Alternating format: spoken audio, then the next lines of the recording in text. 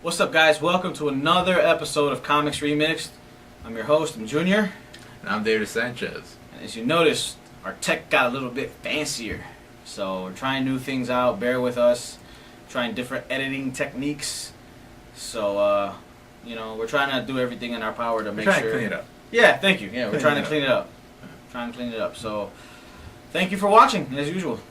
So, busy day for comics and the movies. Busy week. Busy week, yes. Yeah, Hollywood and comics, very, very busy this week with each other. You know, just doing the wah chicka wah wah in any way that you want to look at it. This past summer, the summer of 2012, the big blockbusters. G.I. Joe Part 2, Retaliation, was supposed to be one of them, and got pushed back to March 2013. The season where nobody's giving a shit. That was mostly because of The Rock, right? Like some contract stuff with him. No, it got pushed back for two reasons. The main reason that they gave with this was it wasn't 3D enough. Oh, I see. I wasn't a big fan of G.I. Joe, like the whole series, so I didn't kind of give a crap. And then once I saw The Rock was in, I was like, okay. But to clarify, you were a fan of the old school G.I. Joe. Okay, just to clarify. But yeah, the Paramount Studio said, hey, we want to make it more 3D. I really think what that meant was more 3D is we don't want to compete with the Avengers and the Dark Knight and Spider-Man all in the same summer. Right. Well, it's also this 3D is a whole another format. This format introduces another reason to sell more tickets at a much more expensive price. Okay. And I'm pretty sure they just wanted to get their piece of that. So you think it was a smart move to maybe push the movie back from summer to March? You don't think that hurts it? Actually, considering the fact that Avengers was so awesome, I say yes. I say just luck kind of bit him in the ass on that one. Yeah. As far as marketing though, man, I feel bad because as a toy collector, I remember going to the store and seeing aisles, I can't even say aisles, but seeing maybe a few pegs, because that's how it is nowadays, full of G.I. Joe Retaliation toys, and as we speak, a lot of them are on clearance. And it's like the movie isn't even out, so what are you going to do when the movie comes out? Are you going to re-push these toys again? Oh, are you going to create all new ones? They will. Old school toys are masters of repackaging and rebranding. So it's not going to hurt them as much as you think. I mean, it'll probably hurt them if they look crappy. There was a G.I. Joe that looked exactly like The Rock. Yeah, but see, that's crappy. The problem for me, though. I don't see Roadblock. I see The Rock. Now, talking about licensing, does something like that give WWE permission to come out with a special edition of Rock that looks similar to his character? I don't follow. No, yeah, I'm serious. Like, no, I don't know what you mean. WWE makes an action figure. They make action figures of every wrestler. Right. Okay? Can they make a special edition Rock that looks like Roadblock? They probably could if they wanted to be sneaky about it. Because they can just be like, well, it's The Rock. There has to be some kind of crossover deal here, right? Because isn't he like still in contract who's with them? doing Hasbro is producing G.I. Joe, the action figures, and the WWE line is by Mattel.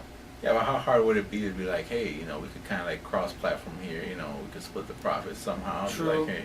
But then again, they don't need to. Yeah. Because The Rock is The Rock. Any wrestling figure you put out of him is going to sell regardless. That's just the truth. So one of those you do like a Tooth Fairy movie? I could see a WWE Elite Tooth Fairy action figure. I want a Mr. Nanny action figure. Someone make that right now. Go for it. You heard us, Mattel. Yeah. Make it an online exclusive. MattyCollector.com or something. But another reason they say they pushed this movie back was because in the original version they had Channing Tatum die. His character is Duke. He died early on, giving way to new characters. A lot of fans were pissed off. They might not have liked the actor choice for him, but why kill off Duke in general? But then after the success of this summer's Magic Mike and 21 Jump Street, they've seen, okay, this guy's got some sort of star power here. Why are we going to kill this guy off when he can help us sell our movie? So they kind of refilmed certain scenes and rewrote the script as to keep Duke in the movie. But that's all it is star power. Channing Tatum is not known for his serious roles. He's not known as a good actor for his serious roles, be it action, drama. He's just not good. He's not. That's just. I'm sorry. There's no technical term. He's not. He's one of those actors that can get into the whole. I do every scene with one face. He's Keanu Reeves. Exactly. Whoa. A lot younger. But yeah, I don't like the guy. He just can't act. I mean, Magic Mike and 21 Jump Street worked because it was pretty much they were caricatures of himself. Okay. He and like especially 21 Jump Street. He wasn't. Last week I was a cop. This week I'm a stripper. No, but think I'm about a stripper it. cop. Did you see 21 Jump Street? Nah, but I heard it was funny. Yeah, it was. I saw it and I was I thought it was hilarious. I was like, wow, he was in a good movie. Because he was playing a brute guy, someone who's like built, the athletic guy, but he's a dumbass. The character or the actor? I think he played himself. But that's what worked out. So now I'm afraid that like, hey, well, let's take what worked from these movies and put it in G.I. Joe. Does that mean G.I. Joe's gonna be more of a comedy? That's what I'm worried about because that's what happens to The Rock too. That's what happens to him. That happens to him in a few movies. Like they'll try to put in some kind of sarcasm or something, some kind of little quip, and I was like, oh man. So we're gonna have G.I. Joe with like a few scenes where just Roadblock and Duke just kind of go back and forth, or I'm sure just some cheesiness. I'm sure. Yeah. Well, we all know who the true star of G.I. Joe is. Snake Eyes. And I want to see how they're going to explain Storm Shadow coming back. Because in the movie, he got cut in half in the first, or stabbed and fell into that pit, or something like that. They shouldn't count that movie at all. Well, they had to set...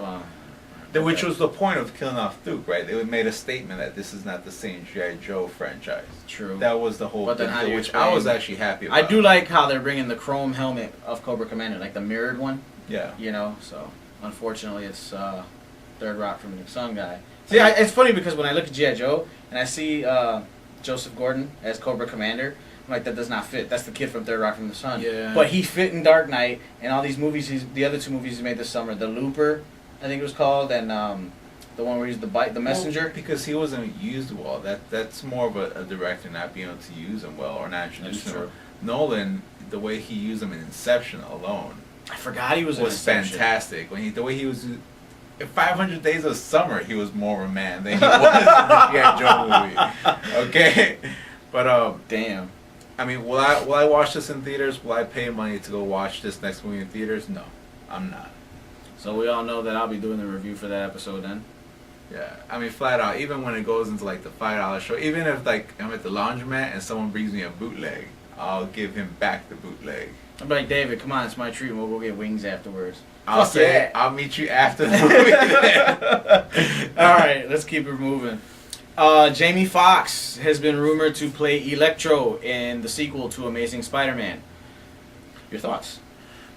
I'm actually up in the air. I do have interest about it.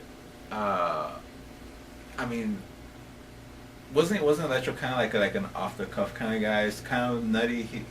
I mean, you're a master of electricity. I could see that character. They threw in some humor in there. Jamie Foxx has had his share of action movies, so I could see it. I could see it work. As far as because he's black, well, I mean, the only good part of the Daredevil movie was Kingpin. Michael Clark Duncan. He's not white. Oh yeah, that's right. Sorry. Yeah, rest in peace.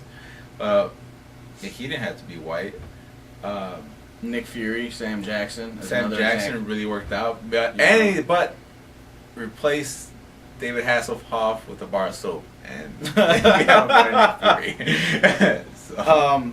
To add fuel to the rumor, Jamie Foxx on Halloween tweeted, I decided to go out as Electro for Halloween, and the costume fits great. He could have just been talking about his costume. Why Electro while the rumors are out? You don't think it's just to add fuel to the fire, maybe just to play along with the rumors? He had a Halloween where he dressed up like Jack from Nightmare Before Christmas. What was his name? Yeah, Jack Skellington. Yeah, he's not gonna play him in the next movie. How do you know? I don't know, but that'd be. You don't know that. That'd be interesting. You don't know that. All right. It's funny though because I think about Jamie's past roles, and I remember LaWanda. LaWanda. Color. Oh God. Look, I see it very interesting. It will fit in well because Spider-Man, he himself is a character with humor. Mm-hmm. So it'd be interesting to see someone that's a movie that it'll kind of be okay to see some of that happen. This is gonna sound super racist, but the way that they draw the character, I can see Jamie Foxx playing him more. Black Lightning.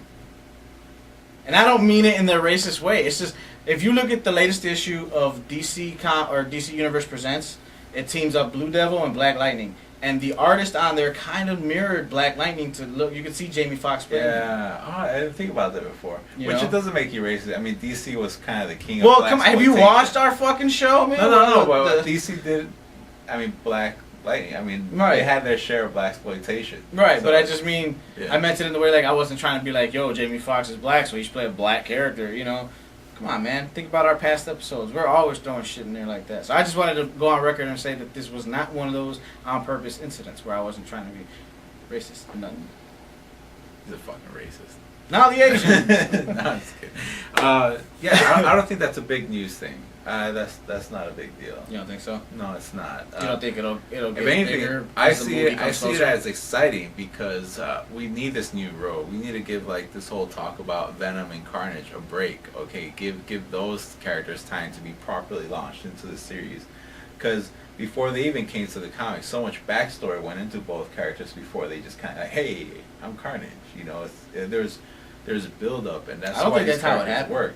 No, I don't remember Cletus Cassidy with a pocket knife in his pocket, being like, "Hey." But see, we don't want that. We don't want that. You know, there was a build up, there was a tie-in, there was a lot of bulk to the story. So I'm okay with them introducing random rogues. I've been watching a lot of Sesame Street, and like when Elmo dances, you know, he'd be like, "Yeah." He does. So it's kind of, damn you, Kevin Clash. How do you feel about Jamie Foxx as the Electro? It could work, you know, because it's like going back to what we said, you know, it's like how did we feel when Michael Clark Duncan was announced as Kingpin? You know, we're not going to even go ahead and say how Sam Jackson as Nick Fury because we saw that coming years before with the Ultimates comics. Electro himself, the character himself in the comics. See now is he an interesting character all by himself? He can be with the proper writer, but that goes for anybody, any character. Now the question is which version do they use? Obviously they're gonna go with something like kind of dating back to the conversation that you had with Angel Medina at Wizard World. You know how like they try to set the characters up to work in real life and then kind of reflect it in the comic. We all know Electro for the green and yellow outfit with the big electrical mask or whatever. But in recent years, he's been dumbed down where he's got like a shaved head. He's got like lightning scar, like, you know, he's got burn marks on his face, kind of, a la Freddy Krueger, just not as bad. You know, and he's just got pretty much just like a really spandex kind of shirt with just a few lightning bolts on it. Nothing crazy. Something that you would see outside, you know. So Ultimates version? Kinda. I'd say Ultimates. Kinda. You know, so, I mean, Ultimates has been the closest to real life, I guess, that you could get, which is another episode we will touch upon soon. So keep that in mind. Cool. Also, in this whole point, Bryan Singer, trying to make a comeback. Gonna make a comeback. Gonna do it 6 feet up tonight. That's a dope song, man. Yeah, man. It's featured on the Avengers soundtrack. Anywho, Bryan Singer. Is slated to direct X-Men Days of Future Past. You know, and the Days of Future Past is boom, set to be in theaters. I lost track. Yeah, I lost track, sorry. Set to be in theaters July 18th, 2014. What do you think? You think the X-Men franchise need Bryan Singer? I think Bryan Singer needs this. Honestly, no, seriously. Well, after Superman Returns, he's lucky he's still got a job. Yeah. You know? Oh, man. We were in the same theater. We saw Superman Returns. Oh, although at the time it was completely polar opposites. You were just like, fucking greatest movie ever. And I'm just like, is it over? I was like, knocked out. Best part of that movie theater was the nachos and the popcorn. Yeah, and the air conditioning. It took me I just needed to watch it like 3 times before. Seriously? Yeah. Because I really did like him as Superman. Brandon Routh. And I really liked the build-up and all that. And maybe also because I was a fan of the Richard Donner renditions, too. Yeah. I mean, I was, too, but then I think it screwed it up, and then it hurt X-Men 3 in a way. You know, I however you want to look at it, I think Superman Returns and X-Men 3 hurt each other. Because they came out the same year, I believe. Well, X-Men 3 was a ship set out to sail with a giant hole in it. Yeah. It was. But why? Because you hired the guy from Rush Hour 3. Why did they hire him? Think about it. Because Singer went off to go do Superman Returns. But you're telling me no other director was available? No, I understand. What was his name? Matthew Vaughn, I think his name was? Man, you could have hired anybody. You could have gotten a couple of kids that just graduated film school. We now have X-Men 3 The Last Stand. But anyways, so yeah, Days of Future Past is supposed to take place after X-Men 3. So it would bring it back to the early 2000s X-Men continuity and not the X-Men First Class continuity. Which is confusing as shit when you really think about all these X-Men movies now. But if you could try to visualize it, what is it about Part 1 and Part 2 that they really want to happen in Days of Future Past? Was it a lot of the intensity? Because he did make those movies very intense. There was a lot of scenes where you're just like, holy shit, what's going to happen here? Part 1, and like, it was just, Part 1 wasn't as good. This is one of those rare instances where Part 2 was 100 times better than Part 1. Because Part 1 was the origin. Right. And, you know, any movie that has the origins kind of slows it up, which is why I forever will back Marvel with the way they've been doing their movies lately. You know, just jump into the action. The separate movies. Oh, yeah. Build up the origins, and you bring them together. Right. You know, so I think that's why Avengers works. Because imagine if you would have had Avengers from the get-go, and then you had to explain everybody's origin in there. Right. You'd have had, you know, shit. But what I do think, and I don't see why other directors can't do this if they want to make these grand movies that they want to be known for. Take a page out of Peter Jackson's book, Lord of the Rings. Those were like, what, 3-hour movies?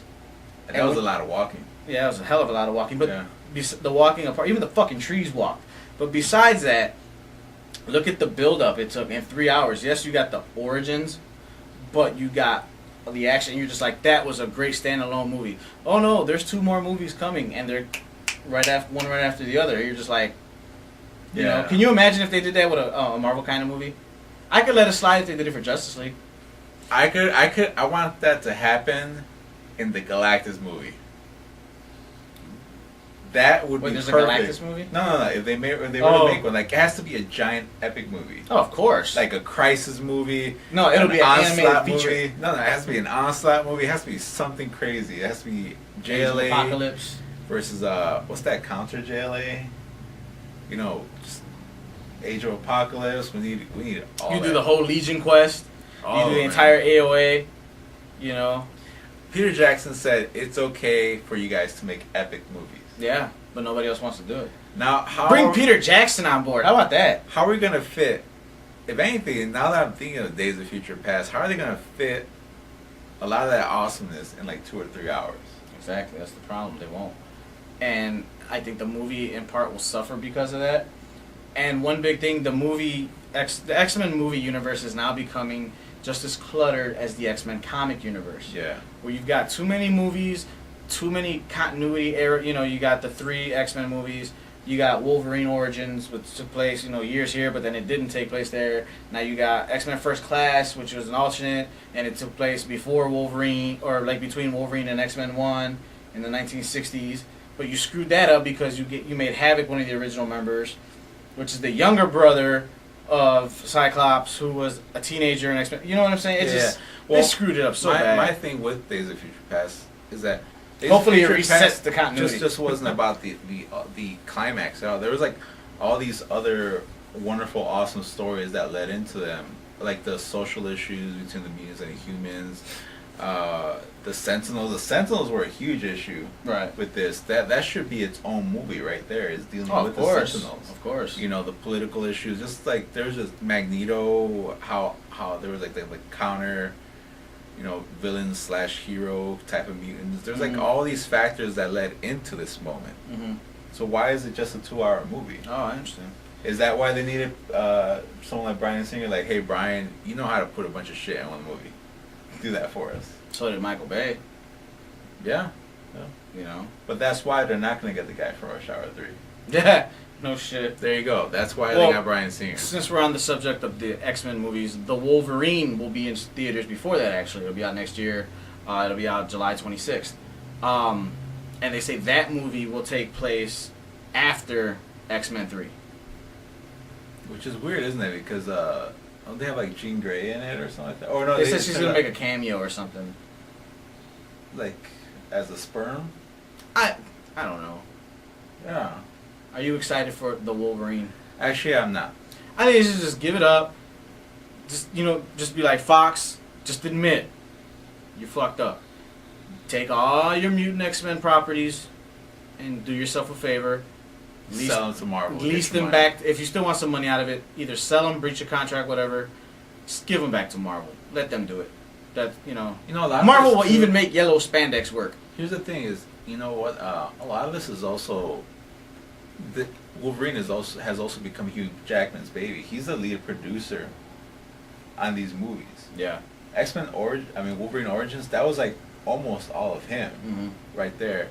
And the only thing I have to thank him in that sense is giving Ryan Reynolds a Deadpool Even a crew like Fox, they could put together an awesome team of writers. They could. Anybody can. I mean, at one point they were holding down people like J.J. Abrams, those kind of teams. So for me, it's mostly just take it away from Hugh Jackman. I'm pretty sure you could find someone else that will pour even more money into this. Okay, he should just act, not sing in the Wolverine movies. He's a Broadway guy, but just kind of like cut people up. That's it. There you go. His best Wolverine scene ever to me was in Part 2, X-Men Part 2, when he runs up to that guard. They invade the mansion. Whoa, yeah. Yep, that was dope. That was the best, man. Like when they shot him in the head. Yeah. See, dude, when that happened, when that movie came out, 50 Cent was just making his big splash. He had just signed with Dr. Dre and Eminem. And I remember me, my cousin George, and a couple of his boys, we had a couple of drinks. I was like, dude, I saw X-Men 2, it's fucking badass. He's like, we gotta go see it. Just out of the blue. I'm like, now? He's like, let's go. So me, him, and a couple friends, we were drunk off our ass. We went to go watch it. And like I said, 50 Cent just came out. So we're listening to that on the way to the theater. So the whole time we're in the theater, we're sitting, we're just kind of singing his songs or whatever. And he's got a song on his first CD where he's talking shit. Everybody knows the story. 50 Cent shot 9 times, still lived, whatever. Wears the bulletproof vest. But there's a song where he's talking shit at the end of the song, but like most rappers do. And he's telling Dre, he goes, Dre.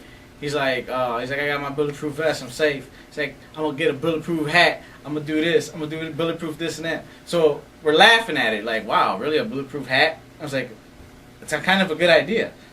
Think about it. Except if you get hit, it'll fly off. True. So then we're watching X-Men 2.